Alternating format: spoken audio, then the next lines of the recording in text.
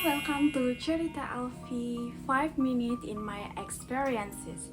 Jadi hari ini tuh 10 tahun aku memulai berbisnis, tepatnya di bidang trader ekspor, kemudian trader import, dan juga sebagai konsultan bisnis. Tentunya seperti pebisnis-pebisnis lainnya, banyak sekali lika-likunya. Nah, kali ini aku memberanikan diri buat sharing pengalaman bisnis aku dari 10 tahun lalu di 2015 sampai bisa berdiri di hari ini, survive, dan tentunya sama halnya seperti pebisnis lain mengalami naik turun, lika-liku, suka duka, bahkan terkena tipu sampai miliaran rupiah, itu udah pernah aku alamin. Nah, kali ini di sesi pertama di YouTube channel aku bakalan share mengenai review singkat dari 10 tahun aku melalui bisnis yang aku jalankan, tepatnya sebagai trader di bidang ekspor.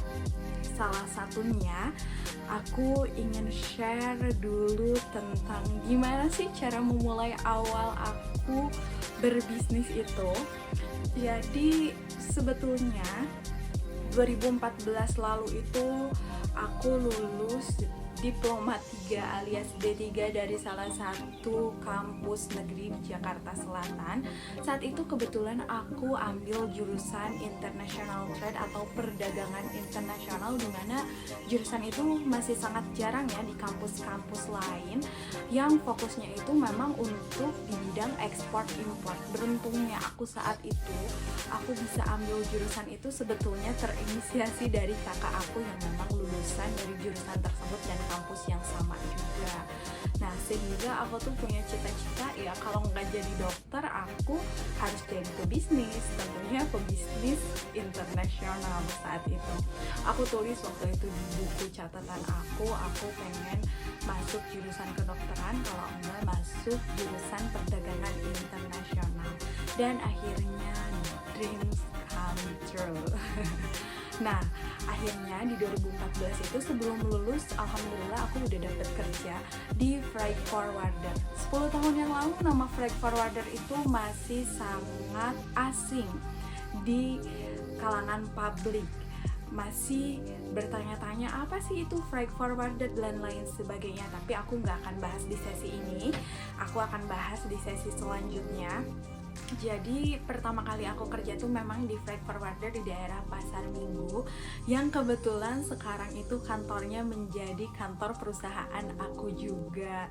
Jadi saat itu pertama kali kerja aku ditempatkan di divisi marketing untuk bisa dapetin buyer yang mau ekspor ataupun impor. Jadi freight forwarder itu kan memang jasa pengiriman ya. Nah, aku ngerasa waktu itu tuh kayak aduh, kayaknya bukan passion aku deh di marketing itu, karena memang aku itu introvert ya kayak gitu dan pemalu. Nyampe akhirnya aku tuh dipindah ke divisi import khusus handle dokumen. Nah, sebenarnya aku kerja di sana nggak berlangsung lama, cuman 3 bulan.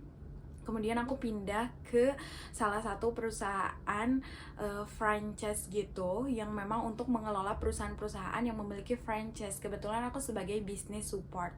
Nah, disitulah petualangan aku dimulai. Aku ngerasa kayaknya kalau aku kerja penghasilan aku terbatas deh, apalagi aku ini anak rantau, dimana kayak aku kayak harus deh ngasih ke orang tua itu kewajiban anaknya ya setelah lulus sekolah gitu kan.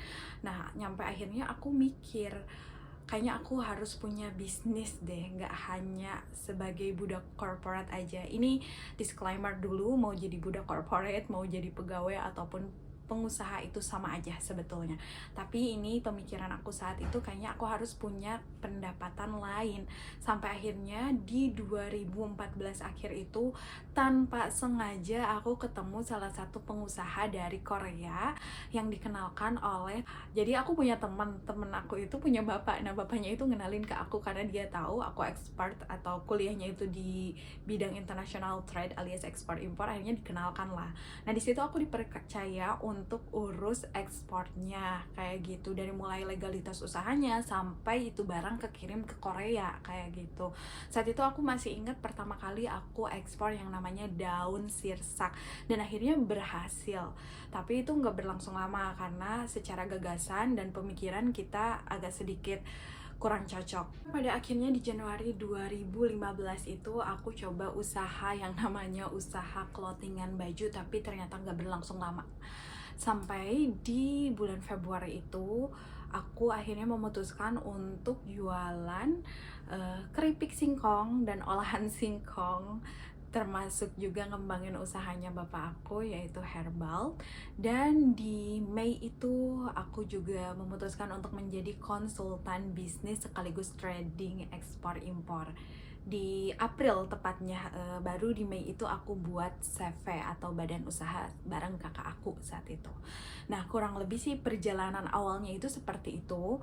Dan di next video itu aku bakalan ceritain mengenai suka dukanya aku melakukan ekspor, cara mendapatkan buyer, kemudian dokumen-dokumen apa yang harus disiapkan, dan sharing bisnis-bisnis lain, serta kegagalan aku sampai akhirnya aku bisa berdiri hari ini, sampai mental aku nih udah kuat banget nih mau diterpa apapun juga selama kita bener. So stay tune terus, pantengin terus YouTube channelnya Cerita Alfi. See you.